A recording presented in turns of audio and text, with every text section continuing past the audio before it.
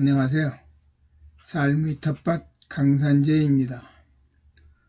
우리가 텃밭을 가꾸면서 늘 듣는 말이 하나 있습니다. 비 오기 전날 비료를 주어라. 가꾸는 작물들이 뿌리를 통해 양분을 빨아먹고 있다고 알고 있기에 금세 알아들을 수는 있겠습니다. 비료의 형태를 보면 입상, 분상, 사상, 고형, 액상 등 여러 가지가 있습니다. 그 중에서도 고체 상태가 대부분이죠. 물론 액비화한 액상도 있지만 고체 상태가 압도적으로 많습니다. 때문에 고체 상태 비료를 그냥 땅에 뿌려두면 작물의 뿌리가 쉽게 그것을 빨아먹을 수 없을 것 같기도 합니다. 그런데 비료를 뿌린 후 비가 왔다면 어떨까요? 뿌려둔 비료 알갱이나 가루 등이 빗물에 녹아 땅속으로 스며들 것이고, 그렇다면 작물의 뿌리가 그것들을 쉽게 빨아먹을 것 같습니다. 아하, 그래서 비료는 비 오기 전날 주라 했구나 하는 생각이 듭니다. 맞습니다. 오늘의 얘기는 바로 이에 대한 것입니다. 비료와 물에 대하여 조금 더 이치와 원리에 가깝게 다가서 보자는 거죠. 다른 영상에서 이미 말씀드렸듯이 작물은 우리가 잘 자라라고 주는 유기물 비료, 퇴비나 무기물 비료, 대부분의 화학 비료를 직접 빨아먹고 소화시킬 능력이 없다는 것이 문제입니다. 이 문제를 풀기 위해 작물의 뿌리에 대한 얘기를 먼저 하겠습니다. 참고로 지금 보고 계시는 사진은 네이버에서 가져온 사진임을 밝히며 감사드립니다.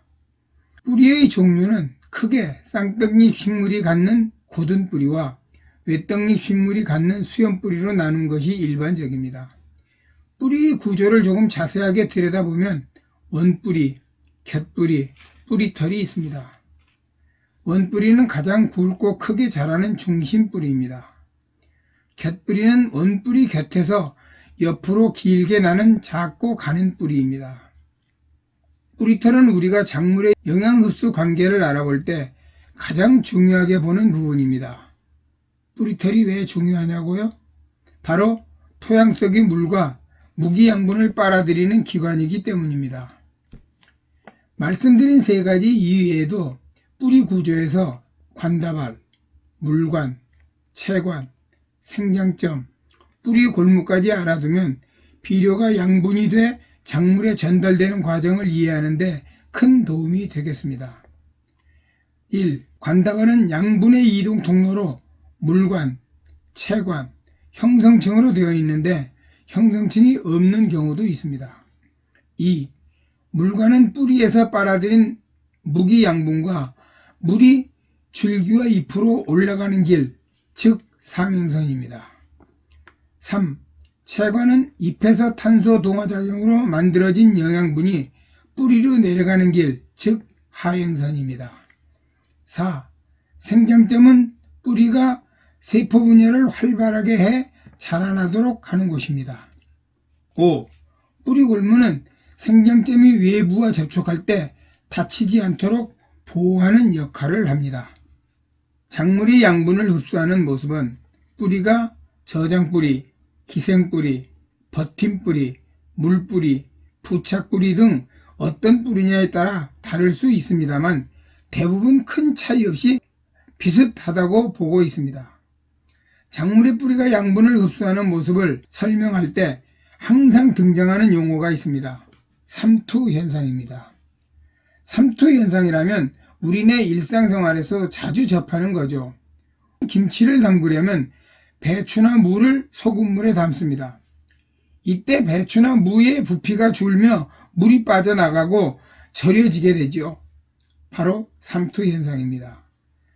삼투란 어떤 반투과성 막을 경계로 둘 사이에서 용액 농도가 서로 다를 때 농도가 낮은 쪽에서 농도가 높은 쪽으로 이동하는 현상이죠.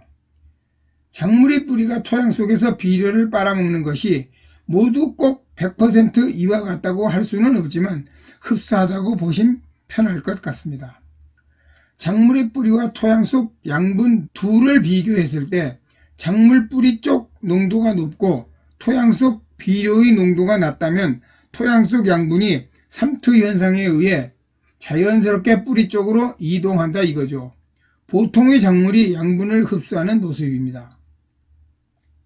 그러나 이와 반대의 경우도 있을 수 있습니다. 토양 쪽 농도가 뿌리 쪽 농도보다 높은 경우죠. 이런 경우가 되면 뿌리 쪽 물이 반대로 토양 쪽으로 이동하게 됩니다. 이렇게 되면 어찌 될까요? 수분을 빼앗긴 작물이 수분 부족으로 말라 죽습니다.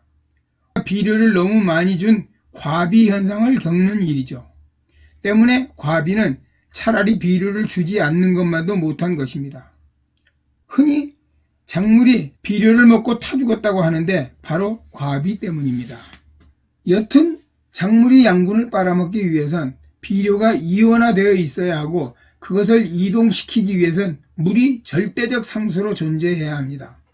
사실 비료가 이온화돼 작물의 뿌리를 통해 흡수되는 과정은 너무도 복잡하고 신비로운 모습이지만 그래도 이해를 돕기 위해 추린다면 삼투현상, 정산작용, 교환작용 셋으로 나눌 수는 있어 보입니다.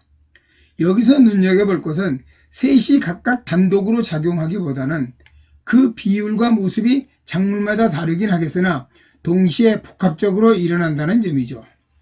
첫째, 삼투 현상은 농도의 높고 낮음에 따라 양분이 이동한다 했으며 과비 상태가 되면 거꾸로 작물의 수분이 빠져나가 고사 상태가 되는 황당한 경우가 생길 수도 있다 했습니다. 둘째, 정상작용에 의한 양분 흡수를 말합니다. 잎의 기공에서 일어나는 정산작용으로 수분이 공기 중으로 빠져나가죠.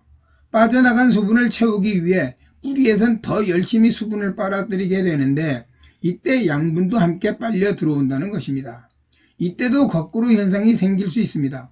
정산작용이 활발하게 일어나는데 미처 뿌리에서 물을 빨아들이지 못하는 경우입니다. 심한 가뭄일 때 이렇죠. 작물이 말라 죽습니다. 셋째, 이온 교환 방식은 토양 속의 양분과 뿌리 표면이 서로 접촉하며 이온끼리 자리를 바꾸는 과정에서 양분이 흡수되는 모습입니다. 즉, 뿌리 쪽에서 잽싸게 토양 속 양분을 미끼 하나를 놓고 낚시질하듯 낚아채가는 겁니다. 이상 설명드린 세 방법으로 뿌리털에서 흡수된 비료 성분은 뿌리의 표피, 피층, 내피, 내초, 물관부를 거쳐 줄기와 잎까지 다다라 비료의 역할을 하게 되는 것입니다. 결국 물이 함께 하지 않으면 작물은 비료를 먹거나 운반하는 역할을 할 수 없다는 거죠. 때문에 비료를 뿌린 후 비가 온다면 최상의 시나리오가 되면 당연합니다. 헌데 가뭄이 지속돼 비가 오지 않는다면 어찌해야 할까요? 설마 비 올 때까지 기다린다는 말씀은 아니겠죠? 그렇습니다. 충분하게 물을 뿌려 주어야 합니다. 물이 없다면 비료는 작물이 먹을 수 없습니다. 비 오기 전날 비료 주어라. 비 오지 않는다면 비료 주고 물을 주어라. 이 말은 텃밭지기들이 꼭 지켜야 할 금과 옥조 맞습니다. 여기까지 함께 해주신 번님들 고맙고요. 구독과 좋아요 부탁드립니다. 감사합니다. 늘 건강하시고 행복하게 지내십시오.